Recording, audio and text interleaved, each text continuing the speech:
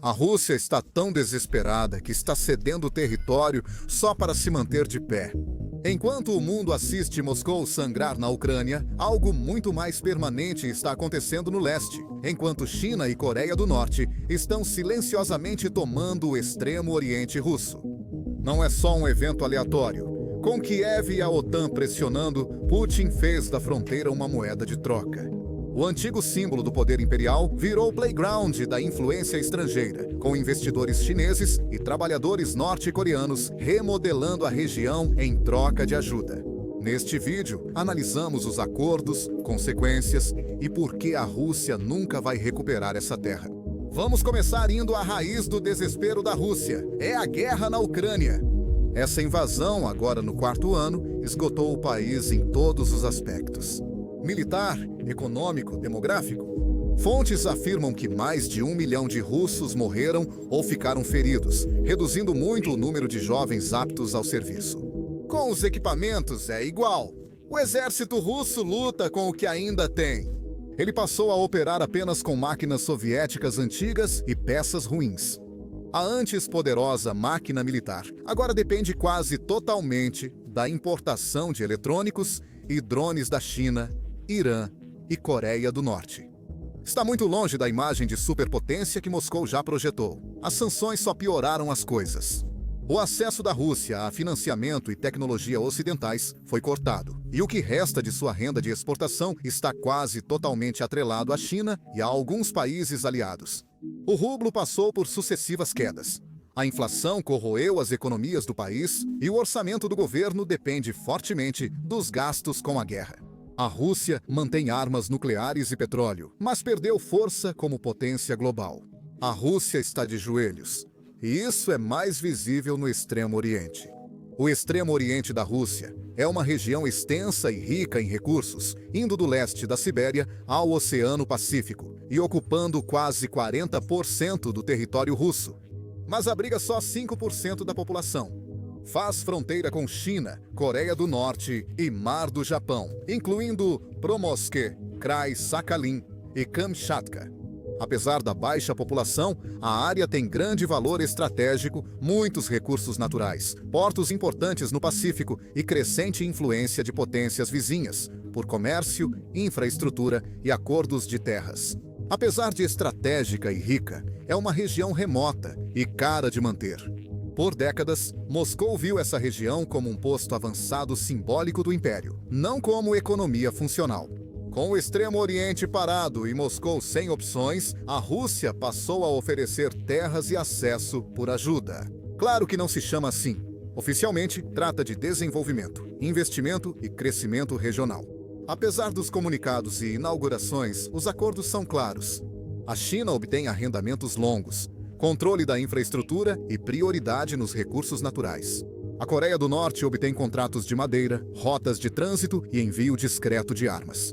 A Rússia, em troca, tem acesso a recursos que não pode obter sozinha. Isso não é uma parceria, mas sim uma tentativa desesperada do regime de Putin de manter parceiros satisfeitos e garantir dinheiro e recursos. China e Coreia do Norte estão se estabelecendo e chamando o local de lar, enquanto autoridades russas falam em revitalizar a região. Na prática, empresas estrangeiras controlam instalações importantes, e as economias locais dependem quase totalmente de capital externo. A Rússia diz ser uma parceria ganha-ganha, mas na prática um lado vence e o outro só recebe uma fita de participação. Em certas áreas, empresas chinesas supervisionam operações e russos cuidam da papelada. Não é total, mas quase isso. A Rússia virou figurante em seu próprio país, o que choca, já que o Extremo Oriente era símbolo do orgulho russo. Agora é só um mosaico de projetos geridos por estrangeiros, unidos pelo desespero. Moscou ainda possui a terra, mas não lidera mais. O que era para manter a região viva virou uma silenciosa mudança de controle. Aprofundando-se esses acordos, desfazê-los fica mais difícil. Todo acordo que o Kremlin faz com essas duas nações traz amarras que se apertam mais com o tempo. Agora essas amarras envolvem o setor de energia da Rússia. No ano passado, o comércio entre Rússia e China saltou para 245 bilhões de dólares, bem acima dos 190 bilhões de 3 anos antes. À primeira vista, parece progresso, mas esse comércio beneficia principalmente a China.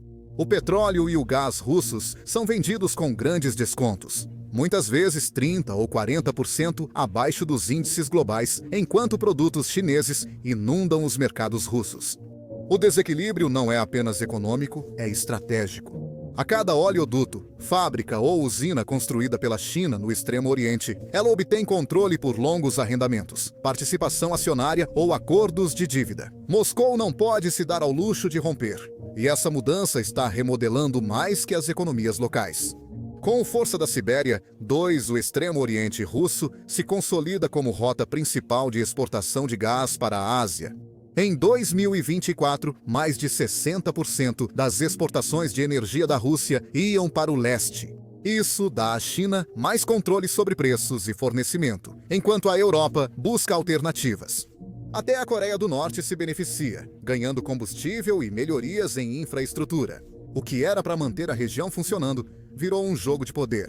A Rússia troca energia barata por sobrevivência, mas, assim, entrega a Pequim o controle de uma região hoje mais crucial do que nunca.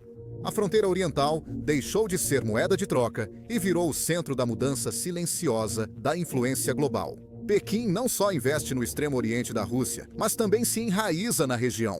Empresas chinesas modernizam portos, expandem ferrovias e constroem centros logísticos para comércio e estratégia de longo prazo. A Coreia do Norte também aproveita, enviando equipes para apoiar obras e extração de madeira. Para a Rússia, esses acordos são motivados pelo desespero. Para os vizinhos, são chance rara de ganhar espaço sem resistência, mesmo sem admitir. A região do Rio Tumen ilustra bem essa história. Pequena, mas estratégica, essa faixa de terra onde Rússia, China e Coreia do Norte se encontram chama a atenção de impérios há tempos. Historicamente, esse local é foco de disputas territoriais, o que explica sua importância para a China. O Extremo Oriente já foi território chinês até ser tomado pelo Império Russo no século XIX, por meio de uma série do que a China chama de tratados desiguais. Os tratados de Aigun, 1858, e Pequim, 1860, obrigaram Pequim a ceder mais de 60 mil quilômetros quadrados ao norte do rio Amur e leste do Pacífico. Essa perda isolou a China do Mar do Japão e ainda marca a memória nacional por gerações. Mapas chineses usavam linhas tracejadas para indicar essas áreas como terras perdidas. Nas escolas e discursos políticos, a história do Extremo Oriente lembrava os cidadãos da humilhação sob potências estrangeiras. Muitos em Pequim veem a história se completando. Eles podem comprar, arrendar e povoar a terra, sem invadi-la. Em vez de soldados, está enviando engenheiros, investidores e contratos de longo prazo. Estradas, portos e ferrovias estão sendo construídos. E com cada projeto, Pequim recupera a influência de forma silenciosa, constante e sem disparar um tiro. Os objetivos da Coreia do Norte são simples, porém calculados. Ela enxerga a fraqueza russa como chance de obter recursos e áreas seguras para seus trabalhadores. A China investe, a Coreia do Norte fornece mão de obra e a Rússia, pressionada pela guerra e sanções, aceita qualquer ajuda. Novas pontes e estradas estão sendo construídas ao longo do rio Tumen. A ligação ferroviária de 1959 agora ganha uma nova ponte rodoviária conectando os três países. Em teoria, trata-se de comércio e desenvolvimento. Na realidade, trata-se de acesso ao Pacífico, algo que a China sempre quis a partir de sua fronteira nordeste. Para a Coreia do Norte, o projeto oferece infraestrutura moderna e chance de integração regional.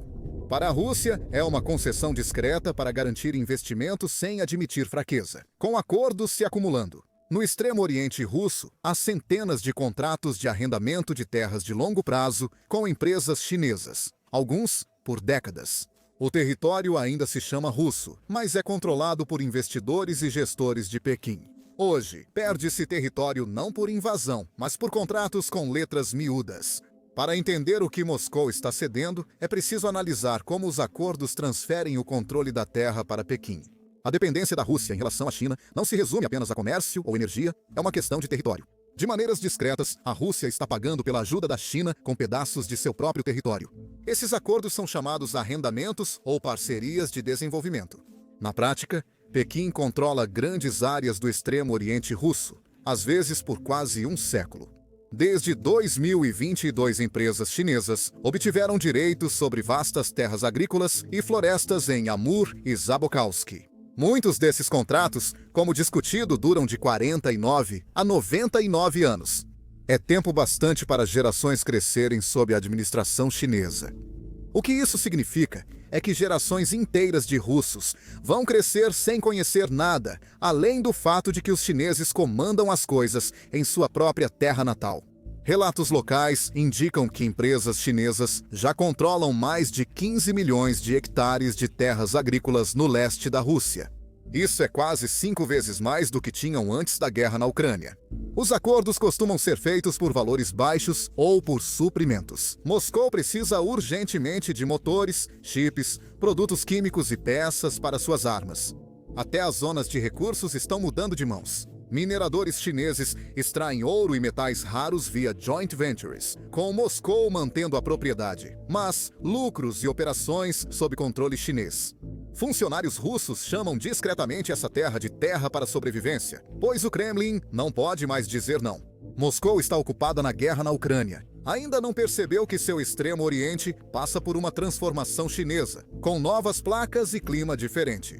Recusar Pequim cortaria o fornecimento de combustível, aditivos, eletrônicos militares e equipamentos de fábrica que sustentam a guerra e a economia russa. Isso está fora de questão, e esses acordos não são soluções temporárias. Eles estão moldando uma nova realidade no terreno, onde a soberania russa é cada vez mais simbólica. Os dados demográficos também reforçam a mesma história. Atualmente, cerca de 2 milhões de chineses vivem e trabalham entre Vladivostok e os Urais.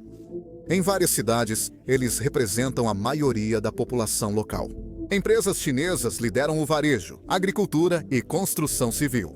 Trabalhadores norte-coreanos suprem a falta de mão de obra na mineração, extração de madeira e agricultura. Já existem 15 mil deles na Rússia, e há planos para até 50 mil a mais em zonas de guerra como a Ucrânia ocupada, gerando até 13 bilhões de dólares por ano para Pyongyang. Os poucos trabalhadores russos que restam dependem desse influxo para seu sustento. Muitas pequenas cidades agora funcionam totalmente com capital chinês e mão de obra norte-coreana. Cultural e economicamente, a região está mudando. E não se trata apenas de economia. Todo porto, ponte e oleoduto que a China ergue na fronteira leste da Rússia tem um segundo objetivo. Essas rotas comerciais também são estratégicas, pois estradas que levam cargas podem igualmente transportar blindados.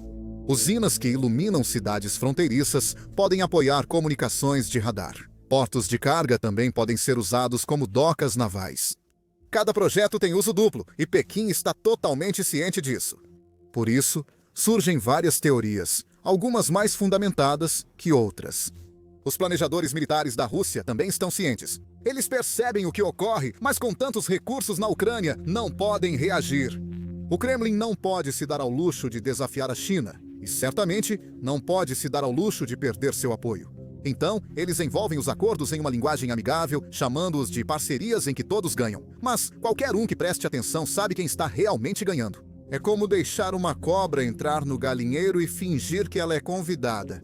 Já é claro que o controle da Rússia sobre o Extremo Oriente está enfraquecendo. Ao entregar o controle de infraestruturas-chave, Moscou está terceirizando sua soberania. Analistas militares no Japão, Coreia do Sul e Estados Unidos da América acompanham de perto. Cada novo oleoduto, ponte ou centro logístico indica que o equilíbrio de poder está mudando. A região ainda exibe a bandeira russa, mas suas decisões são tomadas em outro lugar, o que não ajuda. Sob Xi Jinping, a China tem grandes ambições e o Extremo Oriente faz parte dessa visão. Para Pequim, não é comércio, e sim geografia e poder. O acesso ao Mar do Japão oferece à China uma rota marítima ao norte, evitando pontos de estrangulamento no sul, como o Estreito de Taiwan e o Mar do Sul da China. Isso é crucial para estratégia e comércio, pois permite aos navios chineses acessar o Pacífico sem depender de rotas vulneráveis a bloqueios da Marinha dos Estados Unidos da América em crises. Para os estrategistas de Pequim, isso é inestimável e se alinha à estratégia do Cinturão e Rota da China. O Cinturão e Rota vai além de ferrovias e portos, criando uma rede de dependência que conecta países à China pela infraestrutura. Cada ponte e ferrovia que Pequim constrói fora do país vira uma alavanca de influência. Quando uma região depende da logística chinesa, não consegue se libertar facilmente. A fronteira oriental russa está virando uma dessas alavancas. O interesse da China no extremo oriente russo envolve não só terra e recursos, mas também o mar. A região dá à China uma ligação direta com o Ártico e a rota do Mar do Norte. Um atalho entre a Ásia e a Europa que está se tornando mais acessível à medida que o gelo derrete. Pequim investiu silenciosamente em portos russos no Ártico e projetos de gás natural liquefeito na chamada Rota da Seda Polar. À primeira vista, parece um acordo comercial. Isso permite à China influenciar a gestão das rotas marítimas do norte e possibilita que navios chineses acessem rotas o ano todo, evitando pontos de controle ocidentais, como o Canal de Suez ou o Estreito de Malaca. Controlar o Extremo Oriente é um passo para dominar o fluxo do comércio global. Para a Coreia do Norte, os objetivos são diferentes, mas ainda assim estratégicos. Pyongyang obtém melhor infraestrutura, fluxo constante de recursos e moedas fortes valiosas. Isso também aumenta sua influência sobre a Rússia, que agora precisa da mão de obra e da logística norte-coreanas mais do que nunca. Em troca de sua cooperação, Pyongyang recebe o que realmente deseja: combustível, armas e uma voz mais forte na política regional. É uma vitória de baixo custo para eles, mas com benefícios duradouros. Isso confirma um padrão já em consolidação. China e Coreia do Norte não estão apenas aproveitando uma oportunidade, estão explorando a fraqueza da Rússia ao máximo para tirar toda a vantagem possível. Essas mudanças são de longo prazo. China e Coreia do Norte planejam décadas à frente. Eles viram uma oportunidade única na vida de fazer um roubo como o mundo nunca viu. Esses dois não só reagem à fraqueza da Rússia, mas também redesenham o mapa conforme suas ambições de longo prazo. A nova ponte rodoviária sobre o rio Tumen é apenas uma parte de uma estratégia muito maior. Cada novo projeto, como linha de energia, parque industrial ou zona residencial, acrescenta um fio à teia. Eles se espalham por toda a região sob supervisão deles. Portos se expandem, ferrovias são modernizadas e zonas econômicas especiais surgem em Tumen e Hasan, Coreia do Norte. Projetadas para integrar cadeias de suprimentos chinesas, mas algo mais sombrio ocorre por trás dos andaimes. Essas construções têm um custo oculto para a terra. Obras de dragagem e estradas no rio Tumen afetam um delta sensível, dividido entre 3 países. É uma zona rica em biodiversidade e já sob pressão. As florestas estão sendo desmatadas em ritmo acelerado para dar lugar a madeireiras e parques industriais. Isso invade habitats como o do ameaçado tigre de Amur, cujo território se estende pela Sibéria. Pesquisas recentes indicam maior distância entre desenvolvimento e proteção ambiental. Com 559 milhões de hectares perdidos nos últimos anos e taxas anuais de desmatamento boreal chegando a 20 mil quilômetros quadrados, impulsionadas por equipes de madeireiros, isso é uma quantidade insana de terra para se falar. A qualidade da água também está caindo devido ao escoamento de locais de construção, e o ar está ficando mais poluído com as emissões de novas fábricas. Grupos de conservação alertam e pedem avaliações de impacto transparentes antes de danos irreversíveis. Mas esses apelos são amplamente ignorados. É uma ironia amarga. A Rússia via suas áreas selvagens como símbolo de orgulho nacional. Vastas, intocadas e protegidas. Na pressa por investimentos estrangeiros, esse legado está sendo sacrificado. Madeireiros norte-coreanos, frequentemente com pouca supervisão, aceleram o desmatamento e tornam áreas verdes em paisagens áridas. Apesar de tudo, o projeto segue. Os acordos cobram avanço e a natureza garante. O dinheiro realmente move o mundo, não é?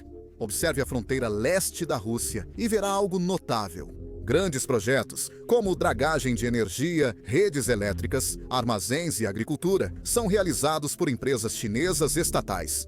Isso não é só comércio, é controle. Investidores privados da China estão criando centros logísticos e de varejo que lembram mais a Manchúria do que a Rússia. Algumas cidades têm placas nos 2 idiomas. Negócios chineses dominam os melhores pontos e lojas russas somem aos poucos. Não é algo barulhento ou dramático, é lento, constante e deliberado. Em alguns lugares, a mudança parece quase completa. Cidades antes dependentes de Moscou agora dependem do comércio chinês. Escolas locais ensinam mandarim e russo. Mercados estão repletos de produtos chineses. Investidores estrangeiros influenciam discretamente decisões locais sobre estradas e fábricas. A fronteira oriental deixou de ser só uma fronteira e está virando parte do sistema econômico chinês. A situação está tão ruim que funcionários russos começaram a se manifestar após anos apenas observando. O tom mudou. O governador de Primória, por exemplo, não se controlou. Ele acusou a China de tentar reescrever a história, desafiar como a história é lembrada e quem tem o direito de escrevê-la. De modo geral, é complicado se não prestarmos atenção ao fato de que nossa região nunca pertenceu historicamente à China. Não é só sobre livros didáticos, mas sobre identidade. Com empresas estrangeiras influenciando terra, economia e idioma, surge a dúvida: quem realmente comanda? Apesar dos esforços do governador, China e Coreia do Norte não desaceleram em Primorsk Krai. Já garantiram estradas, portos e suprimentos, e agora avançam para novos territórios. A China avança em sua agenda de alta tecnologia, ligando Vladivostok a centros logísticos inteligentes e fábricas automatizadas. São mais que aprimoramentos, são pontos de apoio. Sistemas criados para atender as cadeias de suprimentos chinesas agora estão moldando como a região movimenta mercadorias, rastreia estoques e conduz a produção. O turismo se destaca, com a China criando rotas internacionais e modernizando locais históricos. A Coreia do Norte, sem querer ficar para trás, está testando pequenos projetos de turismo ao longo de sua própria fronteira. Após as enchentes deste ano, a reconstrução abriu novo espaço para o comércio e empregos. E Pyongyang está aproveitando esse impulso para expandir sua influência. Não é chamativo, mas é constante. Apesar da queda nas exportações para a Coreia do Norte em agosto, a cooperação geral cresce. O comércio vai além de matérias-primas, envolvendo tecnologia, serviços e influência. Enquanto a Rússia resiste, seus vizinhos tornam o Extremo Oriente uma plataforma de lançamento. Eles não só reagem à fraqueza de Moscou, mas também conectam isso à recuperação da Coreia do Sul, ao esforço da Coreia do Norte e à estratégia chinesa de longo prazo. Eles fazem isso de forma sutil, com acordos aparentemente inofensivos que transferem o controle aos poucos, dificultando a percepção. A mudança não é barulhenta, está nas fábricas, turismo e logística. Tudo isso é feito de forma que parece normal, até você notar quem realmente comanda o espetáculo. A fronteira oriental não é mais apenas uma zona de recursos, está se tornando um campo de testes moldado por estrangeiros, enquanto a Rússia observa de fora. A migração desempenha um papel enorme nessa transformação. Não é algo aleatório, é organizado. Primeiro chegam engenheiros e técnicos, depois empreendedores e trabalhadores de serviços. Por fim, vêm suas famílias. Quando as autoridades russas percebem a mudança, a transformação demográfica já é permanente. As regras de visto foram flexibilizadas e os funcionários locais, desesperados para atrair qualquer tipo de investimento, recebem os recém-chegados de braços abertos. Para refletir esses receios, nem tudo é positivo na prática. Moradores de Vladivostok e Khabarovsk têm opiniões divididas sobre o aumento da presença chinesa. Alguns dizem que os novos empregos e o fluxo constante de dinheiro são melhores do que ver suas cidades encolherem, enquanto Moscou faz vista grossa. Eles veem o investimento como uma tábua de salvação, algo para manter as luzes acesas. Mas outros, esses não estão convencidos. Eles apontam para a tomada de controle chinesa como uma mudança lenta na aparência e no clima de seus bairros. Para eles, já não parece tanto com a Rússia, mas com algo diferente. Esse desconforto não é só um murmúrio. Grupos nacionalistas e fóruns online estão ganhando força, alertando sobre uma tomada de controle lenta. Alguns até desenterram antigos medos dos anos 1990, quando livros e artigos afirmavam que a migração chinesa era apenas o primeiro passo para algo maior. Essas histórias sumiram, mas a desconfiança ficou. E embora pesquisas nacionais ainda mostrem forte apoio aos laços entre Rússia e China, o clima no Extremo Oriente conta uma história diferente. Trabalhadores excluídos de grandes projetos se ressentem ao ver equipes estrangeiras conseguindo contratos, enquanto os locais ficam de fora. Eles alertam que as empresas chinesas não estão construindo esses projetos para beneficiar a Rússia, mas sim para sua própria expansão a longo prazo. Eles dizem que Moscou está entregando seu quintal estratégico pedaço por pedaço. De vez em quando, essa frustração transborda. No Krai de Primorsk, pequenos protestos pedem regras mais rígidas para acordos de terras com estrangeiros. Eles não viram manchete, mas estão acontecendo. Não é uma onda de resistência, é mais como uma corrente lenta. Ainda assim, é o suficiente para mostrar que nem todo mundo concorda com a forma como as coisas estão mudando. Mas esses avisos tendem a cair em ouvidos surdos. A guerra não deixa mais espaço para o orgulho. Quando o orçamento está apertado, soldados estão morrendo e o comércio com o Ocidente acabou, a praticidade sempre vence o patriotismo. O Kremlin desaprova a situação, mas depende do dinheiro e da mão de obra, ficando preso em um ciclo sem saída. Quanto mais apoio recebe, mais intensa fica a guerra. E quanto mais intensa, mais apoio exige. Esse ciclo aumenta a dependência da Rússia, enquanto Pequim e Pyongyang se beneficiam. Mesmo assim, Moscou não só observa, enquanto 40% de seu território é tomado. Para conter o avanço chinês na fronteira leste, o Kremlin busca discretamente novos parceiros, com a Índia à frente. Este ano, os países ampliaram acordos e projetos energéticos conjuntos. Eles planejam investir bilhões em campos de gás e zonas tecnológicas fora dos dutos de Pequim. A Rússia convida a Índia e Vietnã para a festa, esperando que tragam lanches para equilibrar o domínio do buffet da China. O Vietnã começou a negociar pesca e logística com a Rússia para ajudar o país a diversificar rotas comerciais e depender menos da infraestrutura chinesa. A aproximação não para por aí. Autoridades russas, como Sergei Shoigu, visitam Indonésia e Malásia para ampliar cooperação apesar das sanções. É uma jogada calculada. Moscou sabe que depender de mais de um ou dois vizinhos é arriscado. Então, está tentando costurar uma rede asiática mais ampla, que lhe dê opções e um pouco de espaço para respirar. Apesar de todos esses esforços, os desafios não desapareceram. A população em declínio da Rússia e os retornos lentos ainda freiam o progresso. Essas ações mostram um governo tentando retomar o controle em uma região onde vem perdendo espaço. É um jogo de recuperação e a China ainda detém a maioria das cartas. Comparado ao fluxo de investimentos de Pequim, os gestos da Rússia são pequenos. Ainda assim, não são insignificantes. São sinais de que Moscou não desistiu de influenciar sua própria região. Mesmo com o Kremlin tentando ampliar seu círculo, a lógica de suas decisões segue brutalmente simples. A fronteira oriental não oferece vitórias fáceis. É uma vasta extensão congelada, com menos de 7 milhões de pessoas espalhadas por uma área maior do que a Europa. Manter essa região viva custa bilhões todos os anos. E em tempos de guerra, esse é um dinheiro que Moscou não tem. O governo apresenta as concessões como acordos práticos para o desenvolvimento. Com a China construindo um porto, surgem empregos. Com trabalhadores da Coreia do Norte, a obra acelera. No papel, o território continua russo. Na prática, o controle é compartilhado e cada vez mais desigual. Cada concessão silenciosa se acumula. Uma ponte, arrendamento de porto, milhares de permissões de trabalho sem supervisão. Aos poucos, o mapa muda. O que antes era uma fronteira nacional clara, está se transformando em um mosaico de zonas econômicas e corredores comerciais administrados por empresas estrangeiras. É poder brando, mas as consequências são graves. Os vizinhos observam. Japão e Coreia do Sul notam essa mudança e não gostam do que ela implica. Para Tóquio, a transformação do Extremo Oriente ameaça seu flanco norte, permite o acesso chinês ao Mar do Japão e abre novas rotas para o comércio. Sim, mas também para operações militares. Um porto sob controle chinês implica mais patrulhas, vigilância de Pequim sobre embarcações e possíveis novos pontos de reabastecimento naval próximos ao Japão. A Coreia do Sul percebe outro tipo de risco. Pyongyang, ao atuar como intermediário entre Moscou e Pequim, dá à Coreia do Norte influência inédita em anos. Ela não depende mais apenas da China. Agora pode jogar dos dois lados, extrair concessões e fortalecer sua posição. Isso pode significar mais financiamento para armas, mais confiança nas negociações e mais problemas para Seul. E ainda tem os Estados Unidos. Washington está distraída com crises na Europa e Oriente Médio, mas analistas notam o mesmo padrão. A China está construindo uma rede logística silenciosa, que se estende por toda a Eurásia e avança profundamente em territórios que antes eram firmemente controlados pela Rússia.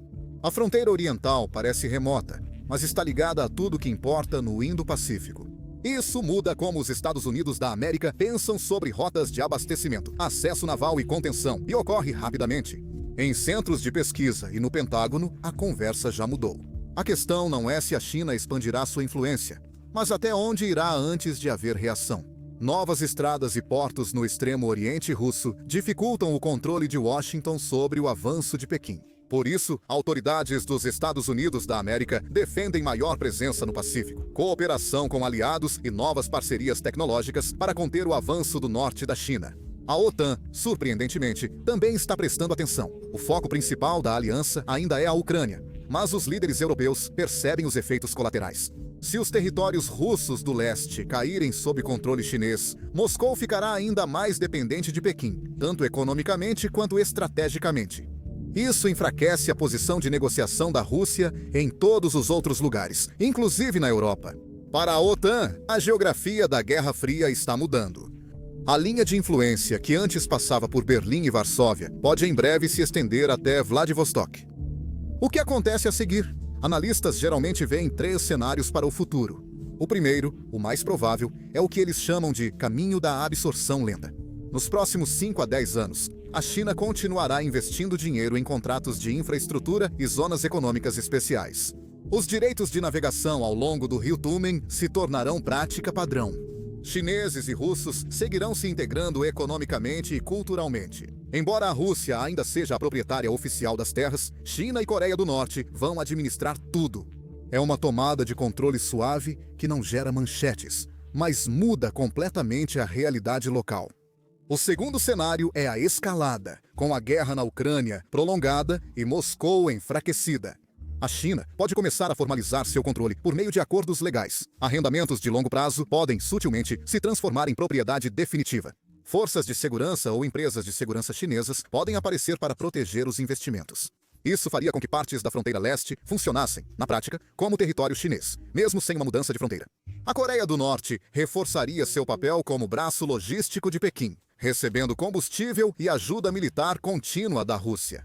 Depois, existe o terceiro cenário, o pior. Se a estabilidade interna da Rússia ruir por crise econômica ou agitação política, a fronteira oriental pode desaparecer. Governadores locais podem se unir a investidores chineses para garantir a estabilidade regional diante do caos em Moscou. Uma migração em massa alteraria ainda mais o equilíbrio populacional, dando à China o controle automaticamente.